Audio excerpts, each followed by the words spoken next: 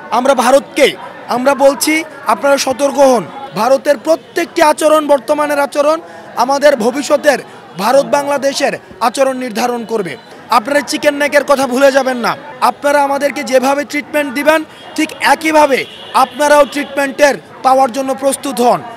আমাদের সাবেক স্বরাষ্ট্রমন্ত্রী বলেছিলেন যে পিঠ দেখানোর সময় শেষ হয়ে গিয়েছে, এখন আমাদের বুক দেখানোর সময় এসছে।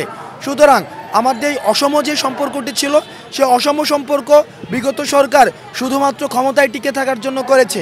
আমরা সমতার যে সম্পর্কটি, এই সমতার সম্পর্কটি আমরা প্রতিষ্ঠা করতে চাই।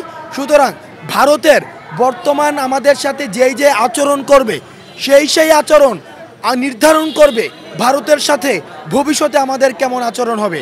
ভারতের প্রত্যেকটি আচরণ, বর্তমানের আচরণ আমাদের ভবিষ্যতের ভারত বাংলাদেশের আচরণ নির্ধারণ করবে। সেই জায়গা থেকে আমরা ভারতকে বলতে চাই আপনারা সহযোগিতামূলক সম্পর্ক রাখুন, প্রতিবেশী সুলভ সম্পর্ক রাখুন, এবং আপনারা যদি আমাদেরকে এভাবে সংকটকালীন সময়ের মধ্যে আপনারা ইচ্ছাকৃতভাবে ঠেলে ফেলে দেন, সেটির প্রতি উত্তর বা সেটির যেই পাল্টা ব্যবস্থা সেটিও কিন্তু বাংলাদেশ গ্রহণ করবে। আমরা ভারতকে আমরা বলছি আপনারা সতর্ক হন। আপনারা যদি মনে করে থাকেন যে বাংলাদেশের এই যে রাষ্ট্র সংস্কারের কাজ সেটিকে ব্যাহত করার জন্য আপনারা আমাদেরকে এভাবে মানুষকে সংকটকালীন সময়ের মধ্যে পড়বেন, আপনারা চিকেন নেকের কথা ভুলে যাবেন না। আপনারা চিকেন নেকের কথা ভুলে যাবেন না। আমরা বিশ্বাস করি পারস্পরিক সম্পর্কের মধ্য দিয়ে, সহযোগিতামূলক সম্পর্কের মধ্য দিয়েই হচ্ছে উন্নয়ন সম্ভব, অগ্রগতি সম্ভব। আমাদের এই গণত্রাণ যেটি আমরা আজকে সংগ্রহ করতে পারবো সেটি এখন প্যাকেট হচ্ছে এবং কিছুক্ষণের মধ্যেই আমরা ধাপে ধাপে সেগুলোকে আমরা হচ্ছে বন্যা কবলিত এলাকাগুলোতে আমরা পাঠিয়ে দিচ্ছি। আমরা জানি এখন বর্তমানে এই গণত্রাণ যতটা না প্রয়োজন তার চেয়ে বেশি প্রয়োজন হচ্ছে রেস্কিউ। আমরা দ্রুততম সময়ের মধ্যে আমরা কথা বলছি, আমাদের তিন বাহিনীর যেই সমন্বিত টিমের সাথে আমরা কথা বলছি। ইতিমধ্যেই আমাদের রেস্কিউ কার্যক্রম শুরু হয়েছে, কিন্তু এই অপ্রত্যাশিত যে সংকটটি সৃষ্টি হয়েছে এই সংকটটি সমাধানের জন্য আমাদের কখনোই ব্যক্তি জায়গা থেকে অথবা শুধুমাত্র তিন বাহিনীর যেই উদ্যোগ রয়েছে সেটি সম্ভব নয়। আমাদের সমন্বিত, যেটাকে আমরা জয়েন্ট কোলাবোরেটিভ ভেঞ্চার বলি, অর্থাৎ সবার একত্রে আমাদের এই রেস্কিউ কার্যক্রমে অংশগ্রহণ করতে হবে। ব্যক্তি পর্যায় থেকে, আমাদের সামষ্টিক গোষ্ঠী পর্যায় থেকে, সামষ্টিক পর্যায় থেকে আমাদের জয়েন্ট কোলাবোরেটিভ ভেঞ্চার প্রয়োজন। যেসব প্রাইভেট প্রতিষ্ঠানগুলো রয়েছে বাংলাদেশে অনেক দিন ধরে তারা বিজনেস করছে, আমরা আপনাদের প্রতি আহ্বান জানাবো আজকে আপনারা আমাদের এই সংকটকালীন সময়ে আমাদের পাশে দাঁড়ান, সরকারের পাশে দাঁড়ান। কারণ আমরা দেখছি এই অন্তর্বর্তীকালীন সরকারটি নতুনভাবে গঠিত হয়েছে এবং এই সরকারটিকে আমরা আমাদের জায়গা থেকে, ব্যক্তি পর্যায় থেকে, প্রাইভেট পর্যায় থেকে এবং বিভিন্ন যে প্রতিষ্ঠানগুলো রয়েছে এই প্রতিষ্ঠান পর্যায় থেকে আমাদের এই সরকারকে সহায়তা করে আমাদের যেই আজকে দেখছি বিভিন্ন জায়গায় এবং কুমিল্লাতেও আমি বিভিন্ন এলাকা থেকে খবর আসছে সেই এলাকাগুলো প্লাবিত হচ্ছে। আমরা চাই আমাদের পার্বত্য চট্টগ্রামে, আমরা দেখেছি সিলেটে, আমাদের ইতিমধ্যেই আমাদের যে পাহাড়ি যে অঞ্চলটা রয়েছে ওই পাশের পার্বত্য চট্টগ্রাম, সিলেট, খাগড়াছড়ি ওই এলাকাগুলোও কিন্তু এখন ভালনারেবল হয়ে গিয়েছে। সুতরাং আমাদের যেই উত্তর এবং হচ্ছে যে পূর্বাঞ্চল, এই পুরো এলাকাটাই আমরা দেখছি যে এখন সংকটকালীন সময়ের মধ্যে রয়েছে। এই সংকটটি থেকে উত্তরণের জন্য আমাদের জয়েন্ট কোলাবোরেটিভ ভেঞ্চার ছাড়া একক উদ্যোগে কখনোই সম্ভব নয়। অপরদিকে এবং আমি সর্বশেষ আহ্বান জানাবো আমাদের জয়েন্ট কোলাবোরেটিভ ভেঞ্চারের সর্বাধিক যে গুরুত্বপূর্ণ জায়গাটি সেটি হচ্ছে রেস্কিউ কার্যক্রমটি করা। কারণ ফেনীতে যে বন্যা পরিস্থিতির সৃষ্টি হয়েছে সেটি আমাদের পূর্ব অভিজ্ঞতা নেই, আমাদের যারা তিন বাহিনীরও রয়েছে যারা তাদেরও পূর্ব অভিজ্ঞতা নেই।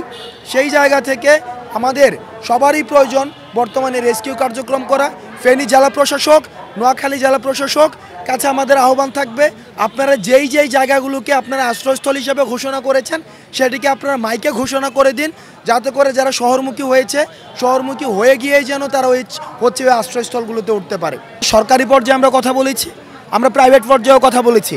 বিভিন্ন প্রাইভেট প্রতিষ্ঠান তারা আমাদেরকে হেলিকপ্টার দিতে রাজি হয়েছিল, কিন্তু ওইসব হেলিকপ্টার হচ্ছে চপার হেলিকপ্টার, যেগুলো হচ্ছে পরিবহন কাজে ব্যবহার করা যায়, সেগুলোতে রেস্কিউ কার্যক্রম হচ্ছে করা সম্ভব না। দুই নম্বর বিষয়টি সেটি হচ্ছে বিমান বাহিনীর তত্ত্বাবধানে যে হেলিকপ্টারগুলো রয়েছে, বৈরী আবহাওয়া এবং প্রতিকূল যে পরিবেশটি রয়েছে এবং তাদের পর্যাপ্ত যে লুকোবল হঠাৎ করে সেগুলোর হচ্ছে আবার পুনর্বিন্যাসের মধ্য দিয়ে এবং অনুকূল আবহাওয়া যখন আসবে তখনই হচ্ছে তারা আবার রেস্কিউ কার্যক্রমটি আবারও হচ্ছে আমরা যেটাকে আবার শুরু করতে পারবে। আমরা যারা ছাত্ররা আছি আমরা জানি যে আমরা একটা সফল জুলাই বিপ্লবের পরে একটা গণঅভ্যুত্থান ঘটিয়েছি, তার ফলে আমরা একটা স্বৈরাচারী সরকারকে সরিয়েছি, কিন্তু আমরা স্বৈরাচারী কাঠামোকে কিন্তু এখনও পুরোপুরি সরাতে পারিনি, যার জন্য আমাদের যে সংস্কার কাঠামো এই সংস্কার করতে গেলে আমাদের একটা দীর্ঘ সময় প্রয়োজন। এখন আমাদের সার্জিস ভাই আগের দিনই বলেছেন যে যারা গত 16 বছরও মুখ খুলতে পারেনি তারা এখন এসে 16 দিনে চাচ্ছে সব কিছু সমাধান হোক। 16 দিনে সব কিছু সমাধান হয় না। আপনি যদি 16 দিনে সব কিছু সমাধান করতে চান তাহলে আরও একটা বিপর্যয় নেমে আসবে, কারণ আমরা জানি আমাদের দেশ বর্তমানে একটা অস্থিতিশীল অবস্থার ভিতর দিয়ে আছে। তো আমাদের ছাত্ররা স্বাভাবিকভাবেই আমরা কিন্তু কেউ দক্ষ ট্রাফিক না, আমরা কিন্তু কেউ দক্ষ সেনা না। আমরা আমাদের জায়গা থেকে আমরা যেটুকু বুঝেছি যেটুকু করেছি সেটুকুই আমরা করার চেষ্টা করেছি। তবে হ্যাঁ, আমি এটা মনে করি যে আমাদের এই বিপ্লবের পরে ছাত্রশক্তির যে গণ অভ্যুত্থানটা ঘটেছে, ছাত্রশক্তির যে উত্থান ঘটেছে, এই ছাত্রশক্তিকে এখন অনেকেই চেষ্টা করবে দ্বিধাবিভক্ত করার, এবং এই ছাত্রশক্তিকে অনেক অপশক্তির চেষ্টা করবে তাদের নিজেদের স্বার্থে ব্যবহার করার জন্য। তো আমাদের যারা সাধারণ ছাত্ররা আছি আমরা যারা এইগুলো বুঝি আমাদের অবশ্যই সতর্ক থাকতে হবে যেন আমাদের কোনো অপশক্তি তাদেরকে নিজেদের স্বার্থে ব্যবহার করতে না পারে এবং আমাদের যেন দ্বিধাবিভক্ত করতে না পারে। আমি মনে করি আমাদের ছাত্রদের এখন কাজ কী, আমাদের এই যে বৈষম্যবিরোধী ছাত্র আন্দোলনে আমরা যারা কাজ করেছি এখন আমাদের কাজ হচ্ছে এই যে সংস্কার কাঠামো, এই সংস্কার কাঠামো তৈরি করার জন্য প্রত্যেকটা কাঠামোর ভিতরে যে লুপফলগুলো আছে এই লুপফলগুলো তুলে ধরা জাতীয় সরকারের কাছে। এবং অবশ্যই এটার জন্য আমরা একদিন দুই দিনে এটা ঠিক হয়ে যাবে এটা আশা করতে পারি না। আমরা এই লুপফলগুলো তাদের কাছে তুলে ধরবো এবং আমরা আশা করব তারা এইগুলো সংসদে আইনের মাধ্যমে হোক বা বিল পাসের মাধ্যমে হোক কিংবা তারা কোনো নতুন আইন হোক বা অন্য কোনো উপায় হোক, প্রজ্ঞাপন জারির মাধ্যমে হোক, তারা এই যে কাঠামোগুলো আছে এই কাঠামোগুলোতে সংস্কার আনবে এবং অবশ্যই আমাদের ছাত্ররা সেই সময়ের জন্য ধৈর্য ধারণ করতে হবে।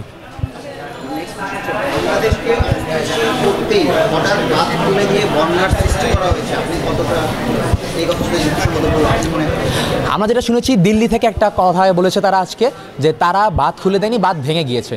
তো অন্য সকলের মতো আমি এই বিষয়ে একমত যে আসলে কি আমাদের বাঁধ দেওয়ার প্রয়োজন ছিল? আমাদের এই সমস্যাটা আজকে একদিনের না, আমাদের কিন্তু শুধুমাত্র এই একটা বাঁধ না, তিস্তা বাঁধ থেকে শুরু করে আরও অন্য অনেক বাঁধ নিয়ে কিন্তু আমাদের আলোচনা সমালোচনা আছে। তাহলে আমাদের এই যে বাঁধটা ভেঙে যাওয়ার সম্ভাবনা তৈরি হয়েছে কখন? যখন বাঁধটা তৈরি হয়েছে। তো আমি এটা বলবো যে আমাদের যে বাংলাদেশকে অস্থিতিশীল করার জন্য হোক, ইচ্ছাকৃতভাবে হোক বা অনিচ্ছাকৃতভাবে হোক, বাঁধটা তো ভেঙে গিয়েছে। তো আমার মনে হয় যে আসলে এখানে বাঁধ দেওয়ার কোনো প্রয়োজনই ছিল না। এবং আমরা যে শিক্ষাটা পেয়েছি এখান থেকে, আমি মনে করবো যে এই শিক্ষা থেকে আমাদের আসলে কিছু সংশোধন করা উচিত। যেমন আমরা এতদিন দেখে এসেছি ভারত আমাদের প্রতি কিছু অন্যায্য দাবি বলেন বা অধিকার বলেন আদায় করে আসছিল। আমাদের যে সরকার তারা ক্ষমতার বিনিময়ে হোক বা ভালো সম্পর্কের কথা দিয়ে হোক তারা কিন্তু তাদেরকে একটা অসম সুবিধা দিয়ে এসেছে। আমরা ভারত থেকে যা পেয়েছি তার থেকে বেশি কিন্তু আমরা দিয়েছি। আসলে আমরা জানি প্রত্যেকটা সম্পর্কের ক্ষেত্রে কিন্তু একটা গিভ অ্যান্ড টেক বলে একটা কথা থাকে, তাই না? তো আমরা যেটুকু দিব সেটুকু পাবো, কিন্তু এটা কিন্তু আমরা কখনোই দেখিনি।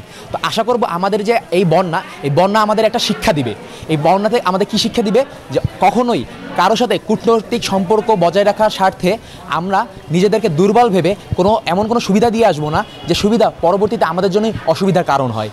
তাই আমি মনে করবো যে তারা এটা ইচ্ছাকৃত হোক বা অনিচ্ছাকৃতভাবে হোক, তাদের এই ঘটনার ফলে আমাদের বাংলাদেশ বর্তমানে অবশ্যই একটা অস্থিতিশীল পর্যায়ে হয়েছে এবং আমরা বিশ্বাস করি আমরা বাংলাদেশ এই পর্যায়ে অস্থিতিশীল পর্যায়টা কাটিয়ে উঠব এবং ভবিষ্যৎ থেকে আমাদের ভারতের সাথে যে সম্পর্ক হবে সেই সম্পর্কগুলোর ক্ষেত্রেই কখনোই আমরা দেওয়ার থেকে নেওয়া কমাবো না।